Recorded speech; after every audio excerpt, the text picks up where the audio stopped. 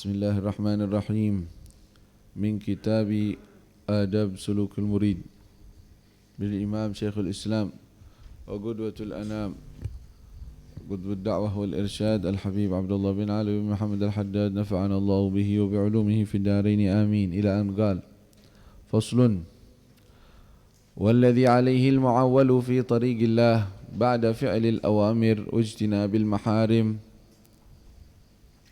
ملازمة الذكر لله فعليك به أيها المريد في كل حال وفي كل وقت وفي كل مكان بالقلب واللسان والذكر الذي يجمع جميع معاني الذكر وثمراتها الباطنة والظاهرة هو قول لا إله إلا الله وهو الذكر الذي يؤمر بملازمته أهل البداية ويرجع إليه أهل النهاية ومن سره أن يذوق شيئا من أسرار الطريقة ويكاشف بشيء من أنواع الحقيقة فليعكف على الذكر لله تعالى بقلب حاضر وأدب وافر وإقبال صادق وتوجه خارج فما اجتمعت هذه المعاني لشخص إلا كوشف بالملكوت الأعلى وطالعت روحه حقائق العالم الأصفى وشاهدت عين سره الجمال الأقدس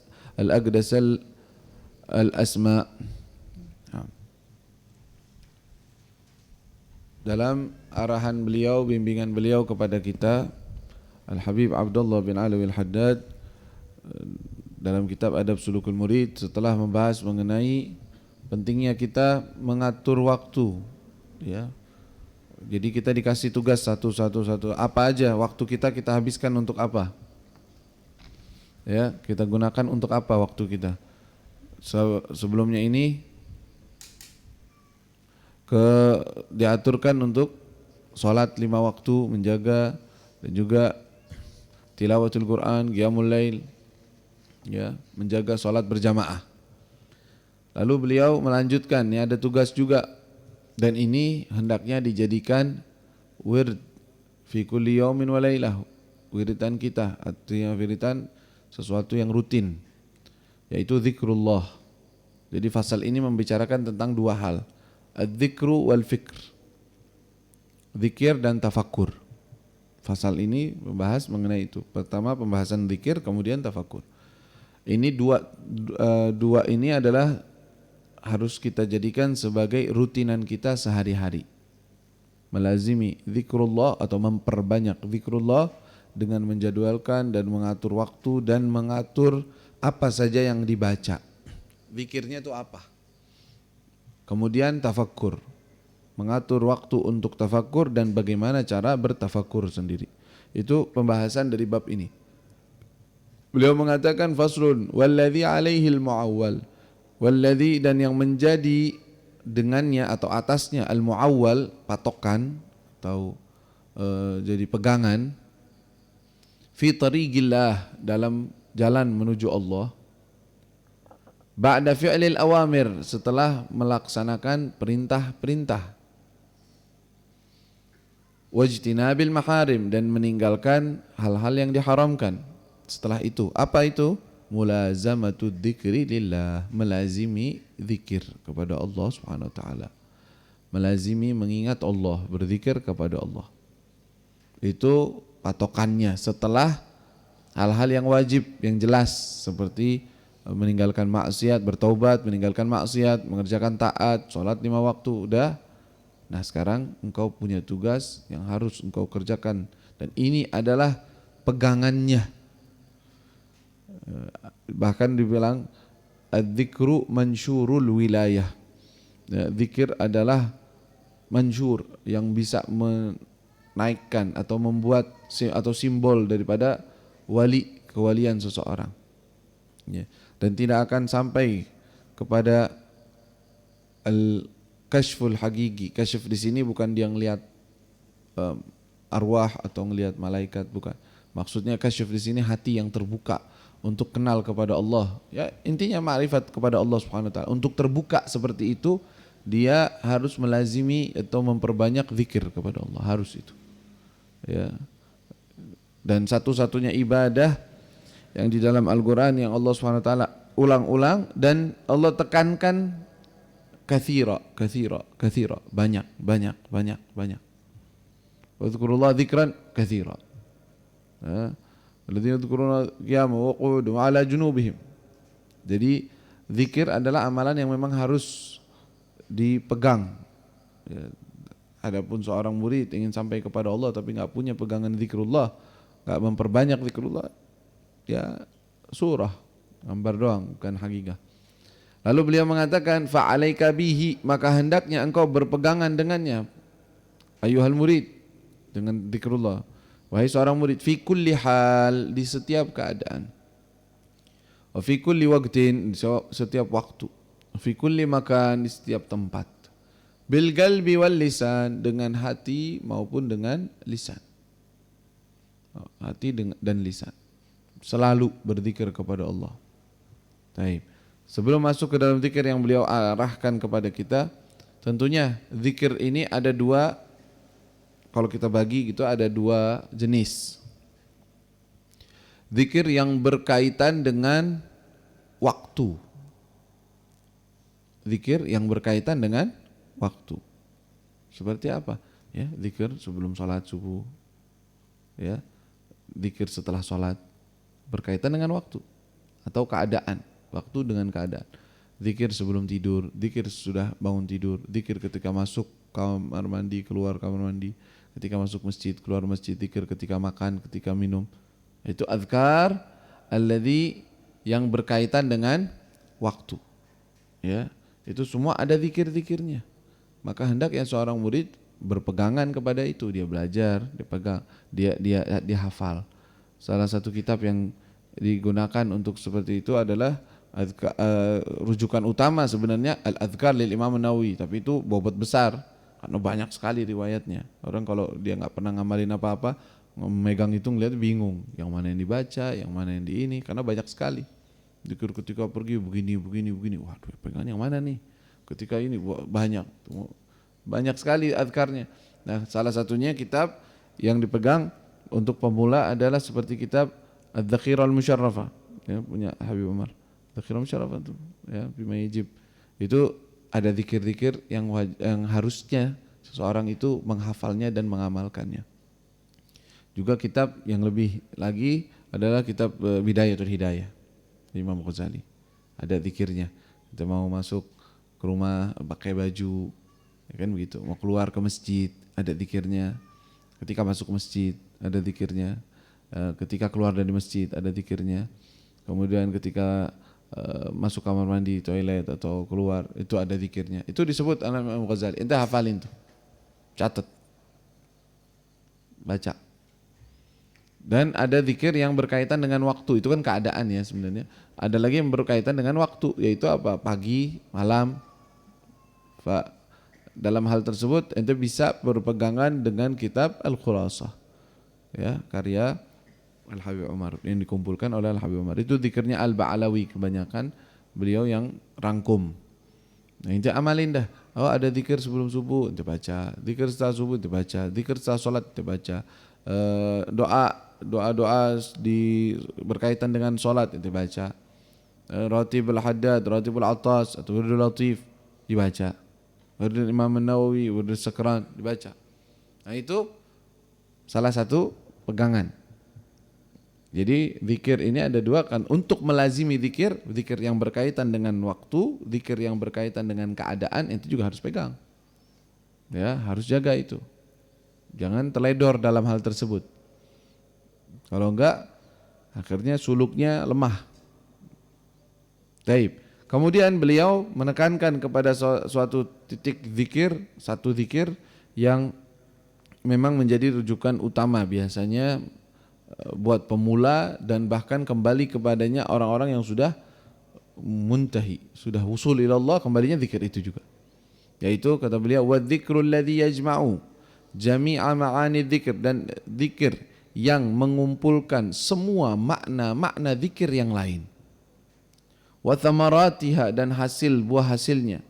Al-batinah wadz-dzahirah, yang batin maupun yang zahir. Yang ngumpulin semua itu zikirnya apa? Huwa qaulu la ilaha illallah, yaitu ucapan la ilaha illallah. afdhalud dzikr. Ya, afdhalu ma qultu ana wa nabiyyu min qabli la ilaha illallah. Ya, jadi kalimat la ilaha illallah adalah zikir yang paling utama untuk pemula, dan nantinya orang-orang yang sudah wusul ilallah juga kembalinya kepada zikir tersebut.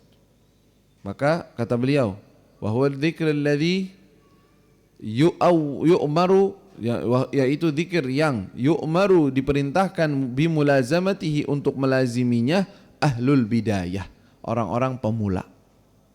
Disuruh melazimi itu zikir, banyakin. Ya. Dijadwal pakai, biasanya dikasih PR. Dikasih PR tuh habisin sekian ribu. Ya. Nanti dia baca terus, melanggengkan itu. Nanti ada di mana ente zikirnya itu di waktu yang kayak nanti ada adabnya gitu, duduk di waktu seperti ini, dia fokus untuk berzikir. Itu ada juga. Atau disuruh untuk melazimi terus dalam setiap waktu. Wa yarja ilaihi ahlun nihaya, dan kembali kepadanya orang-orang yang sudah sampai. Ahlun nihaya, orang-orang yang sudah di puncak. Maka dianjurkan untuk memperbanyak zikir la ilaha illallah. Dan tentunya yang namanya melazimi zikir itu harus dilazimi dengan hudurul qalb, hadir hatinya. Kalau enggak hadir hatinya, zikrul lisan doang, la ilaha illallah, la ilaha illallah, la ilaha illallah. Maknanya apa? Enggak tahu. Menghayati ente maksud daripada kalimat enggak. Yang penting Anda banyakin aja ngucap itu. Hatinya mikirin ke rumah, mikirin ke sana, mikirin nanti mau jalan ngapain. Tapi lisannya la ilaha illallah, la ilaha. Ada faedahnya begitu? Ya, faedahnya minimal ente lisan ente gerak dikir, itu doang. Faedah masih ada baiknya daripada ngomong yang enggak benar. Tapi untuk sampai ke hati ya harus juga selaras zikir dengan hati. Jadi hatinya tuh ngikutin makna zikir. Mengikuti mana zikir. Beliau Al-Habib Abdullah Al-Haddad dalam kitab yang lain, dalam kitab namanya Ithafus Sa'il fi Ajwibatil Masail, masalah gitu judul. Ya, berbicara mengenai zikrullah dan bagaimana caranya seseorang untuk bisa hudur hati dalam berzikir kepada Allah. Jadi saya ini zikir, ya saya suka mau zikir, la ilaha illallah, la ilaha illallah, tapi saya nggak ngerti cara fokusnya itu apa, yang saya pikirkan apa. Kata beliau, tahapan pertama bagi orang yang benar-benar nggak ada hatinya bisa membayangkan makna la ilaha illallah, paling pertama ya, dan itu bukan dianggap hudur sebenarnya, cuman kalau bahasa kita tuh untuk terapinya belajar fokus. Itu apa? Dengan cara ketika dia berzikir membayangkan kalimat la ilaha illallah tulisannya. Ente hayalin tulisannya itu di depan matamu. La ilaha illallah, la ilaha illallah, la. Ngapain? Pokoknya jangan mikir apa-apa kecuali tulisan itu di depan mata. Setiap kali ngucap kebayang tulisannya. Berarti itu udah hadir hati? Belum. Ini masih pemula. Ini mah cuman latihan untuk fokus. Kalas udah terbiasa dengan seperti itu, tahapan 1 minggu, 2 minggu, sebulan seperti itu. Oh iya, sudah Anda nggak mikirin ke sana, nggak ke sini. Bisa, artinya hatimu bisa engkau giring untuk ngikutin lisan ketika berzikir. Setelah itu beliau mengatakan baru menghayati arti dari ucapan tersebut. La ilaha illallah, tidak ada Tuhan selain Allah. Ya, makna tidak ada Tuhan selain Allah apa? Tuhan itu kan yang disembah. Tuhan itu kan yang dicinta. Tuhan itu kan yang diagungkan. Tuhan itu kan yang didahulukan. Tuhan itu kan yang kita anggap besar. Itu Tuhan. Berarti tidak ada Tuhan selain Allah dengan makna-makna seperti itu. Dengan makna-makna ketuhanan itu, bukan cuma arti kata la ilaha illallah, tidak ada Tuhan selain Allah, la ilaha illallah, tidak ada Tuhan selain Allah. Ente masuk ke maknanya. Artinya ente mengatakan kepada hatimu la ilaha illallah, la ma'buda illallah. Tidak ada yang disembah, hakikat yang saya harus sembah kecuali Allah. Terus melazimi seperti itu, la ma'buda illallah, tidak ada Tuhan yang disembah kecuali Allah, tidak ada yang dicinta kecuali Allah, tidak ada yang diagungkan kecuali Allah. Ma'ani zikir tersebut selalu terlintas ketika mengucap. Setiap kali mengucap la ilaha illallah, makna zikirnya ikut. Setiap mengucap ikut maknanya, dipaksakan. bukan otomatis, memang paksain dulu. Ya, lalu ma'ani zikir kalau yang disebutkan dalam beberapa ini biasanya terpaku pada 4 kata gitu. La ilaha illallah, la ma'buda illallah, tidak ada yang disembah kecuali Allah. Nanti makna yang lebih tinggi dari itu yaitu la ilaha illallah artinya la magsuda illallah. Tidak ada yang dituju, dimaksud, diminta atau dituju kecuali Allah. Jadi maksud dari semua perbuatan gerak-gerik itu adalah Allah. Allah. Dia ingetin begitu terus. La ilaha illallah. Lalu ada tingkatan di atas itu. Makna daripada makna la ilaha illallah adalah la maujuda illallah. Tidak ada wujud yang ada kecuali Allah. Loh, kan ada semuanya ya. Semua ada makhluk memang, tapi itu makhluk. Yang ada dan yang mengadakan itu makhluk adalah Allah. Makna semacam itu terlintas dalam benaknya, ditekankan di dalam hati. Bahwa tidak ada wujud semuanya ini kecuali Allah Subhanahu wa taala yang membuatnya, yang membikinnya, yang ada. Terus dilanggakan. Nanti ada tingkatan di atas tersebut yaitu syuhud namanya. Syuhud itu artinya kayak menyaksikan, dan itu makna dari kalimat Nabi SAW, anta'budallah ka'annaka tarahu. Engkau menyembah kepada Allah sepertinya engkau melihat Allah. Berarti itu syuhud, itu namanya. Makanya kalimatnya la masyhuda illallah. Tidak ada yang disaksikan, tidak ada yang dilihat kecuali Allah. Dan itu tingkatan sebenarnya. Tapi di awal ini bagi seseorang pemula itu melazimi aja la ma'buda illallah.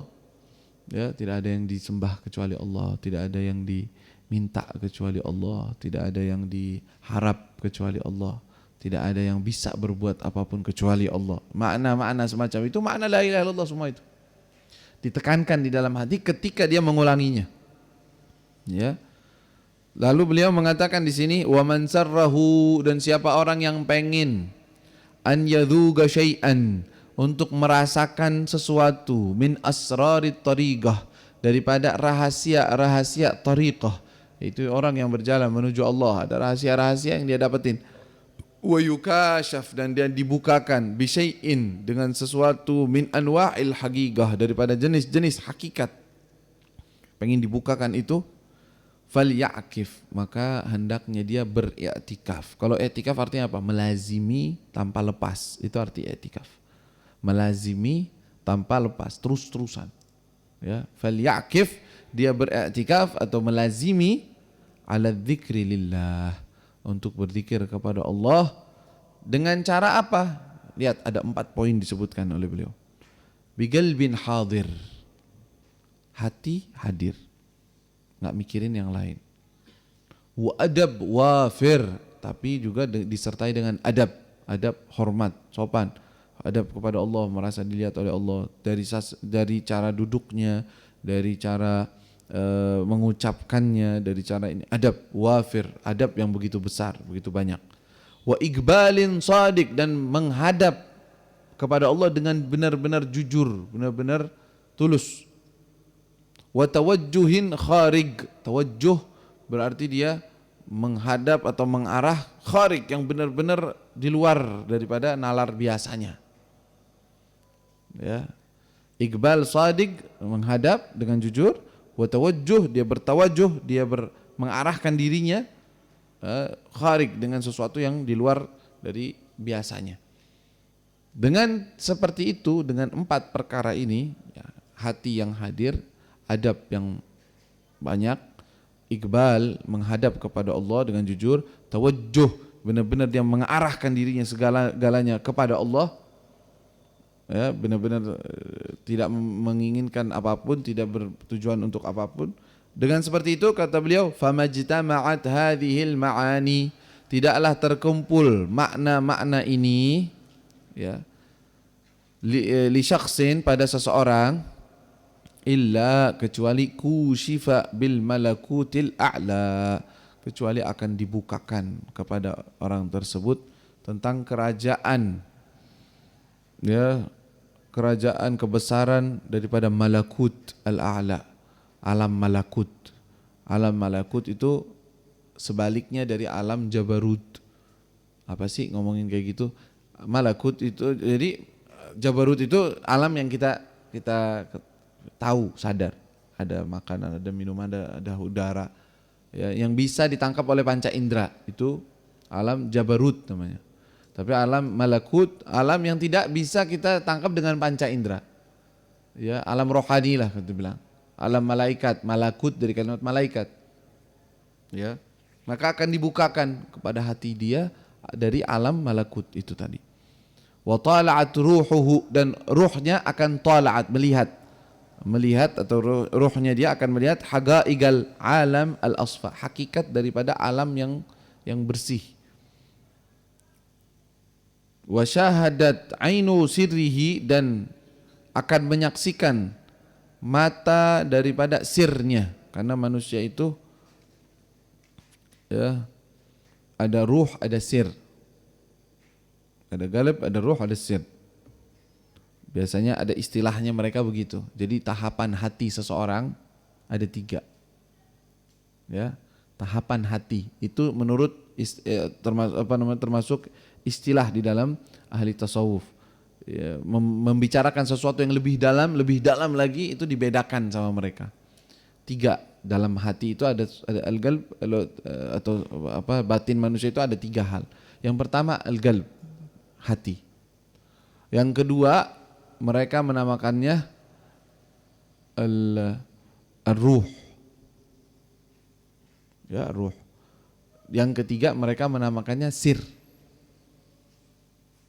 Jadi gimana maksudnya apa? Ujung-ujungnya sebenarnya itu semua hati. Itu dia juga.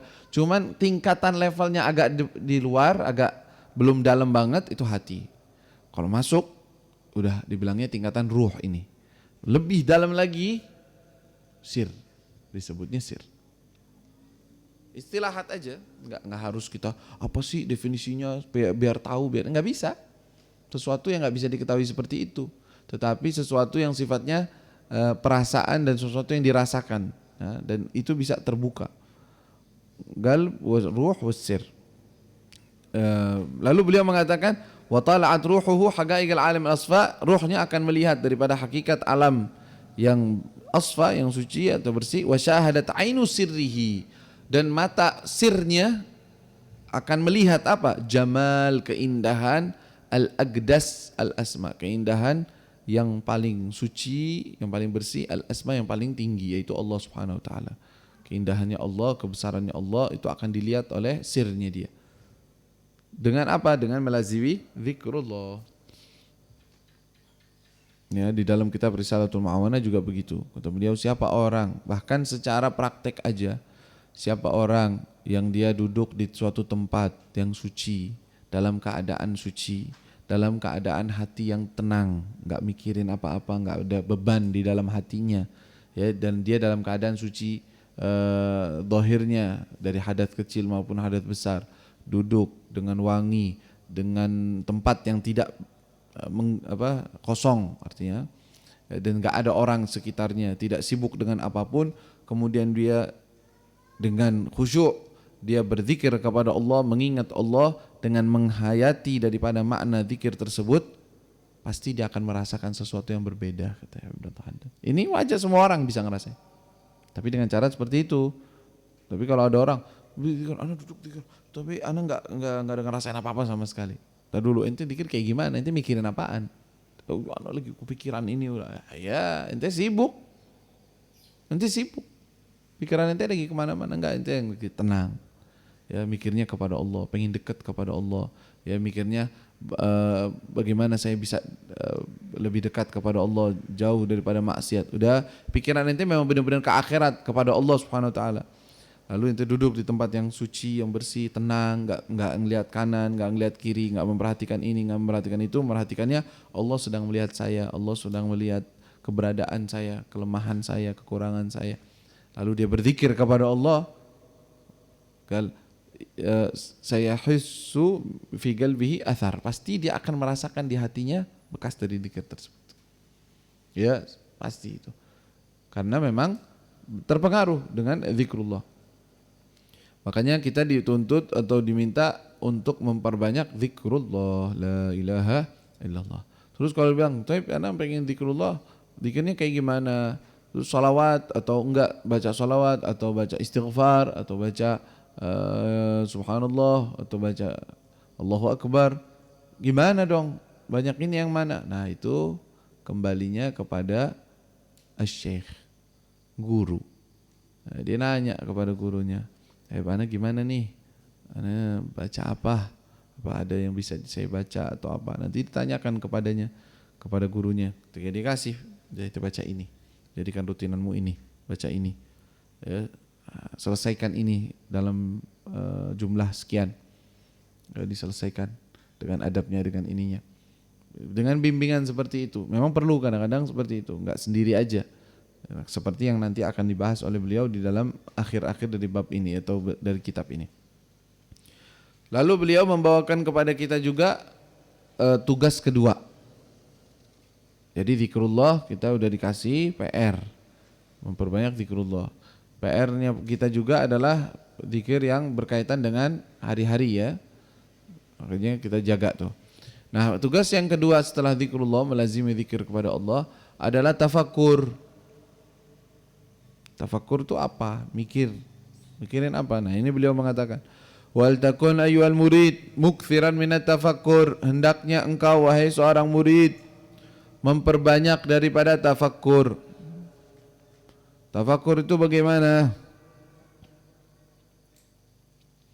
Wa huwa ala thalathati aqsam, itu juga ada tiga golongan atau tiga jenis yang akan dipikirkan gitu ya, akan direnungi. Ada tiga. Ini disingkat sama beliau di kitab Risalatul Ma'awana, ada 7 kalau nggak salah, 5 atau 6 atau 7 gitu. Ya, jenis-jenis tafakur. Nah di sini dia bawain 3 aja, gampangin buat kita. Kata beliau, tafakurun fi ajaibil qudrah. Satu jenis tafakur yang hendaknya kita pikirkan dan kita renungi adalah apa? Tafakurun fi ajaibil qudrah. Bertafakur, memikirkan dalam keajaiban, kehebatan qudrah Allah Subhanahu wa taala. Wa bada'i'il malakut, dan betapa indahnya, betapa hebatnya bada'i' al-malakut, ya, alam malakut itu tadi, al-mamlakah afwan. Bada'il mamlakah, bagaimana keindahan, kehebatan kerajaan Allah Subhanahu wa taala. As-samawiyah wal ardiyah, yang langit maupun yang bumi. Wa thamaratuhu, dan buah hasil daripada tafakkur semacam ini kalau didalami, dilanggengi, diistiqomahkan, thamaratuhu al-ma'rifah billah, menguatkan ma'rifat kita kepada Allah, pengenalan kepada Allah. Bagaimana ini tafakkurnya? Jadi kita memikirkan tentang bagaimana Allah menciptakan langit misalnya. Langit ini kok gede benar, subhanallah, besar, luas. Kok bisa seperti itu? Apalagi sekarang lagi, alhamdulillah ada ilmu-ilmu teknologi yang sekarang itu malah menambah kepada kita untuk bisa tafakur malahan. Adanya misalkan pengetahuan mengenai alam langit, perbintangan, lalu planet-planet yang ada, itu malah bahan untuk tafakur besar banget untuk kita. Gampang kita jadi tafakurnya. Jadi salah satu mungkin kalau bisa dibilang video ya, biasanya bentuk video itu bagus ya untuk kita lihat, tetapi dengan pandangan bukan cuman oh alam semesta tuh begini ya, enggak, ngelihatnya kepada sang Khaliknya. Subhanallah, Allah ciptakan bumi dengan seperti itu, dengan langitnya, lapisan-lapisannya. Misalkan apa sih gunanya lapisan, apa sih namanya, ozon ya atau apa, atmosfer yang melapisi bumi, atmosfernya apa gunanya? Subhanallah, dengan adanya atmosfer bisa begini, bisa begitu. Gravitasi di bumi, kok bisa ada gravitasi? Subhanallah, kalau nggak ada gimana? Wah, hancur semuanya. Itu bahan untuk kita tafakur. Siapa yang bikin memangnya? Nah, yang bikin channelnya siapa, yang bikin ininya nih? Wah, ini ada gravitasi, ini ada gininya, biar manusia bisa hidup. Ya, ketika mereka teliti ternyata bumi kalau nggak ada gravitasi ya kita nggak hidup. Nggak hidup kita di bumi. Subhanallah, nggak ada, semuanya berantakan. Ya, kalau nggak ada ini nggak bisa, kalau nggak ada ini nggak bisa. Subhanallah, yang menggerakkan ini semua siapa? Allah Rabbul Alamin. Nah ini menambah apa? Ma'rifat kita kepada Allah, pengenalan kita kepada maha besarnya Allah Subhanahu Wa Taala, maha mampunya Allah Subhanahu Wa Taala. Ya, makanya diarahkan ketika melihat seperti itu kepada firman-firman Allah Subhanahu Wa Taala dan bagaimana arahan Allah SWT, ciptaan langit dan bumi. Lalu kita lihat juga dari makhluk-makhluk yang ada, jenis-jenis tumbuhan misalnya. Berapa jenis tumbuhan yang ada? Bagaimana Allah Subhanahu wa taala jadikan yang ini dengan yang ini? Ya, nufaddilu ba'daha ala ba'dhin fil ukul. Yang ini dikasih yusqa bima'in wahid. Minumnya dari tempat satu, tapi beda-beda. Yang ini lebih manis ya. Jangan kan gitu, satu pohon, satu ranting. Yang ini manis, enak, yang ini enggak. Rasanya hambar. Kok bisa gitu? Siapa yang bagi-bagi itu? Siapa? Tafakur semacam itu tentang besarnya ciptaan Allah Subhanahu wa taala, qudrat Allah Subhanahu wa taala dalam ciptaannya, dan pada diri kita sendiri juga bagaimana Allah ciptakan diri kita ya dari kecil, dari mani yang enggak ada apa-apanya, mana hidungnya, mana matanya, mana tulangnya. Ya, Allah ciptakan. Dari yang kecil kayak gitu tuh, setetes itu jadi ente segede gini. Hah? Pohon segede gini nih yang kita lihat depan mata kita gede kayak gitu, aslinya segini. Satu biji segini aja. Habis itu pecah, udah habis itu jadi besar begitu. Dari mana itu keluarnya? Dari ketidakadaan jadi ada. Ini ciptaan Allah Subhanahu wa taala. Dari tidak ada jadi ada. Walaupun ada perantaranya aja. Ini sebenarnya perantara doang. Diciptakan. Dari enggak ada jadi ada oleh Allah Subhanahu wa taala. Nah, ini semua kalau direnungkan, kita duduk misalnya, ya, kita jadwal waktu, misalnya antara maghrib dengan isya kalau seandainya lagi kosong, atau ba'da isya atau sebelum tidur, waktu kita cari waktu yang kosong. Dan paling bagus sebenarnya waktu malam, waktu tahajud. Tapi kalau kita enggak kelas-kelas tahajudan yang kayak begitu, cari waktu yang lainnya yang kosong, hati bisa tenang, pikirin itu. Dan paling enaknya, paling bagusnya kata beliau dalam kitab Risalatul Ma'unah, diiringi dengan ayat-ayat Al-Quran. Maksudnya diiringi baca tilawah, enggak. Itu cuman misalnya ayat dari dua ayat doang. Ente pegang, ente tahu artinya, terus ente tafakurin. Oh subhanallah, benar ya, Allah ciptakan ini, langit begitu, Allah jadikan ini, subhanallah, itu semua kudrat Allah, kata Allah, kudratnya Allah dengan ini. Nah itu diiringi seperti itu menguatkan daripada ma'rifatullah, tambah kenal kepada Allah. Jadi harus terus zikir dan juga diiringi dengan tafakur. Terus tafakur yang kedua yang beliau arahkan dan kita hendaknya kita mengamalkannya, fil ala'i wan ni'am, bertafakur mengenai banyaknya ala wa ni'am, sama aja, yaitu nikmat-nikmat yang Allah Subhanahu wa taala berikan. Ya. Jadi wa natijatuhu, hasil daripada tafakur daripada nikmat-nikmat Allah adalah apa? Mahabbah lillah, cinta kepada Allah. Nah, ini juga tafakur. Wah, ini panjang lebar, ini enggak bisa juga. Semua tafakur itu sebenarnya enggak ada ujungnya. Lautan, enggak ada ujungnya. Tafakur kedua adalah memikirkan atau merenungi nikmat yang Allah Subhanahu wa taala berikan kepada kita. Ente dikasih nikmat apa aja sama Allah? Coba pikirin. Ente diciptakan sebagai manusia, ya, nggak dipilih jadi hewan, manusia berakal. Alhamdulillah, diciptakan. Habis itu punya anggota tubuhnya, panca inderanya. Alhamdulillah, bisa aja Allah cabut, bisa aja Allah ambil, tapi Allah kasih. Terus Allah karuniakan engkau Islam, masya Allah. Itu nikmat kayak apa gedenya tuh, kasih Islam sama Allah. Udah gitu dipilih dari orang-orang Muslim, itu dipilih. Ya, orang yang mau belajar atau orang yang mau suluk fi tariqillah Subhanahu wa taala. Ini pilihan dari Allah, nikmat dari Allah. Terus Allah kasih ya tubuh, badan bagaimana, keluarga, nikmat keluarga, adanya keluarga, nikmat ada teman, nikmat adanya rumah, nikmat adanya fasilitas udara, fasilitas tempat, fasilitas makanan, fasilitas beras, minuman, dan enggak ada habisnya. Pikirin, itu kan semua nikmat untukmu. Ente bisa makan sesuap nasi itu, ente tahu berapa nikmat itu yang Allah kasih untuk sampai sesuap nasi ke mulutmu. Berapa tahu? Beras ini kan dari beras. Ini kan masak dari beras. Berasnya itu dari mana? Nggak tahu dari mana. Mungkin dari Cianjur, mungkin dari Jawa, mungkin dari mana. Begitu aja datang totonya beras? Enggak dong, ada proses. Kok bisa ada beras? Ada petani nanam. Nanti petani nanam itu berarti prosesnya apa? Air harus ada. Air yang mengalir. Oh, Masya Allah, berarti nikmat air yang mengalir di tempat itu adalah nikmat untukmu untuk sampai nasi ini. Sudah tuh. Keikatan daripada nikmat ini baru air. Air itu bisa bergerak dari mana? Dari malaikat. Malaikat juga Allah SWT gerakkan untuk membagikan rezeki. Oh, Masya Allah, malaikat juga ikut andil untuk sampainya satu suap. Iya. Terus digerakkan dah orang yang menaruhnya. Dibiarin, dirawat. Dijaga oleh Allah, tanam sampai tumbuh. Kemudian mereka panen. Masya Allah, panen dulu. Kerjaan, ente kira panen gampang. Ya, pegel. Coba ente ikut dah panen. Sama petani. Baru setengah jam itu udah gempor. Ya Allah, ini capek banget begini. Iya, tuh untuk sesuap nasi masuk ke mulutmu tuh Allah gerakkan petani-petani ini. Ya, ngerjain. Udah, langsung jadi beras. Ntar dulu. Gak langsung. Taruh dulu, keringin dulu. Langsung rusak, gak bagus. Wah Allah, lama banget ini. Kalau hujan tau-taunya, hancur semua.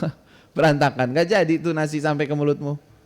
Ya, enggak, tar dulu Allah jaga. Berarti terus nikmat dijaga ini semua loh. Dan ini semua dia bisa rusak, bisa terjadi sesuatu yang tidak diharapkan di setiap keadaan ini, bisa. Tapi dijaga sama Allah. Kering, benar-benar jadi kering. Dikeluarin, dipisahkan ya dari gabahnya. Misalnya, dari beras dah. Terus langsung sampai ke mulutmu. Loh enggak, ini posisi berasnya di sana, jauh. Perlu karung, masukin di karung dulu. Masukin di gudang dulu. Ada orang-orang gerak untuk apa? Untuk membelinya, untuk mindahin dari sana ke sini. Dari sana ke sini, dari sana ke sini, terus diproses nih. Baru sampai ke lokasi. Udah? Belum, tar dulu. Langsung sampai? Enggak, tar dulu. Ada yang masakin dulu. Masak dulu. Ente yang masak? Enggak juga. Masya Allah, nikmat semua nih. Untuk sesuap nasi doang. Kalau ente mau hitung nikmat untuk sampai sesuap nasi ke mulutmu, itu ya Allah banyak banget ini kaitannya. Baru nasi. Belum, kalau di nasi sebelahnya ada lauk. Nah, proses panjang lagi dong. Ada lauknya apa? Tempe, yo panjang lagi. Ada apa lagi? Tahu, panjang lagi. Begitu juga urusannya. Apa aja udah. Semua itu. Bahkan piringnya, bahkan airnya. Air dari mana ente dapat? Wah, proses air ini bisa sampai ke ente, bisa sampai ke Tegek. Wah, panjang lebar ini asli ceritanya begini, kesini dulu, baru jadi air sampai ke mulutmu. Tuh, lihat. Kalau itu tafakur, wah ini lautan. Ente tafakur kayak nggak ada habisnya. Tapi kalau benar-benar bisa kita bertafakur mengingat bahwa ini semua untukmu. Nikmat dari Allah untuk saya. Ya Allah, betapa baiknya Allah. Kok ana dimanja banget sama Allah. Ya, belum lagi perbuatan kita berbuat maksiat, kita buat Allah tutupi, Allah Subhanahu wa taala jaga, Allah kasih rezeki tetap, Allah rawat kita, Allah pelihara kita, Allah enggak bongkar kejelekan kita. Itu kan semua nikmat, enggak ada habisnya itu. Nah, kalau dipikirkan, melihat bahwa Allah Subhanahu wa taala mencurahkan nikmat sebanyak ini kepada kita, apa yang terjadi dalam hati? Jatuh cinta sama Allah. Cinta benar-benar ini. Kenapa? Karena yang namanya manusia, secara tabiat manusia itu bakal cinta terhadap orang yang baik kepadanya. Nggak mungkin dia cinta sama orang yang jahat sama dia. Ada orang jahat sama dia terus nanti cinta sama dia. Nggak mungkin, pasti dia ada suatu kebaikan, sesuatu yang dia dapat faedah. Apapun itu. Ya, kalau dari semua sisi yang paling baik siapa? Allah yang ngasih ente semua itu. Nah, orang kalau mendalami tafakur ini, kata beliau, wa natijatuhu, hasilnya yang diperoleh dari tafakur ini adalah mahabbatullah, al-mahabbah lillah, cinta kepada Allah. Hai, ini tafakur kedua. Tafakur ketiga apa? Kata beliau, tafakurun fid dunya wal akhirah. Tafakur mengenai urusan dunia yang enggak ada harganya, dan tafakur mengenai akhirat yang nanti ente akan sampai kepadanya. Pikirin yang benar, coba. Dunia ini sementara. Ente punya sebanyak apapun bakal ditinggal dan akan dihisap oleh Allah. Urusannya susah, urusannya capek, urusannya itu dunia. Akhirat, urusan dari kubur sampai padang mahsyar, sampai masuk ke dalam surga atau neraka. Ente pikirin tuh. Itu masa depan tuh. Ente pikir. Fid dunya wal akhirah, dalam urusan dunia dan akhirat. Ya.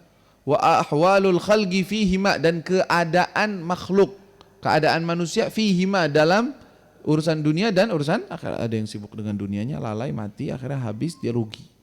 Ada lagi yang beruntung di dunianya, dia itu subhanallah, tuh lihat tuh dunia yang sempit, hina dan gak ada harganya. Wa faidatuhu, nah kalau ente udah mikirin seperti itu tentang hinanya dunia dan pentingnya akhirat dan bahayanya urusan akhirat, dikubur bagaimana? Coba bayangin, ente pernah bayangin di kuburannya gimana ya Allah? Ya satu aja tafakur dalam urusan kubur udah panjang lebar. Tafakur ketika di padang mahsyar, ketika dibangkitkan, itu udah selesai dikubur, oke dah selesai. Dibangkitkan, ente di mana? Kayak gimana keadaanmu? Nah, pernah mikir gak tuh? Ya. Nanti sama siapa? Sebelahnya sama siapa? Deketnya sama siapa? Ya Allah. Kalau nyasar gimana? Dicari-cari mana fulan, mana nih anak mau cari yang bisa bantuin aneh, nggak ada, hilang. Gara-gara kita pernah lalai, pernah Nah, mikir bagaimana di hadapan Allah ketika dipanggil nama kita, ketika di sirat jembatan mau lewatin jembatan. Masya Allah. Nah ini memikirkan semacam itu tentang urusan dunia, yaitu hinanya dunia dan cepatnya akan hilangnya dunia, dan sibuknya orang-orang dengan dunia tetapi hanya merugikan. Dan urusan akhirat, kata beliau, wa faidatuhu, faedah daripada tafakur yang benar dalam bab ini adalah al-i'radu anid dunya, dia akan berpaling dengan dunia. Aduh deh, anda nggak mau mikirin itu. Cari dunia, iya cari, anak cari dunia, anak cari duit, cari nafkah. Tapi bukan itu tujuan saya. Tujuan saya untuk akhirat. Ini dunia cuma penyangga aja untuk bisa hidup aja, untuk bisa saya menjalankan kehidupan saya. Tapi tujuannya enggak. Yu'rid, hatinya berpaling dari dunia, enggak. Benar-benar dijadikan dunia sebagai wasilah, perantara doang untuk hidup, bukan dijadikan tujuan. Wal iqbal 'alal ukhra, dia akan menghadap atau akan bertujuan kepada akhiratnya. Karena dia udah kepikiran. Dipikirin lagi, udah kelas. Nah, jadi tujuannya akhirat. Lalu beliau mengatakan waqad syarahna syai'an, dan kami telah menjelaskan syai'an, sebagian min majari al-fikr, daripada majari, aliran-aliran ataupun cara-cara bertafakkur, wa thamaratuhu, wa min majari al-fikri wa thamaratihi, daripada hasil daripada setiap tafakkur tersebut, fi risalatil muawanah, dalam kitab Risalatul Muawanah. Berarti kitab Risalatul Muawanah lebih dulu ditulis sebelum kitab Adab Sulukul Murid. Ya, falyatlubuhu man aradahu. Nah, siapa orang yang pengen, ya baca dari situ deh. Ya, di situ lebih panjang sedikit atau lebih banyak apa saja yang ditafakkurkan. Ya, tapi ini intinya udah 3 hal ini kalau ente pegang, ya, jadikan wirid sesudah sholat misalnya. Jangan buru-buru keluar, jangan buru, nanti tafakkur dulu dah. Ya Allah, ana diciptakan oleh Allah, banyak nikmat Allah kasih. Gimana ini? Alhamdulillah atas nikmat ini, alhamdulillah atas nikmat ini. Tafakkur dalam hal-hal nikmat Allah.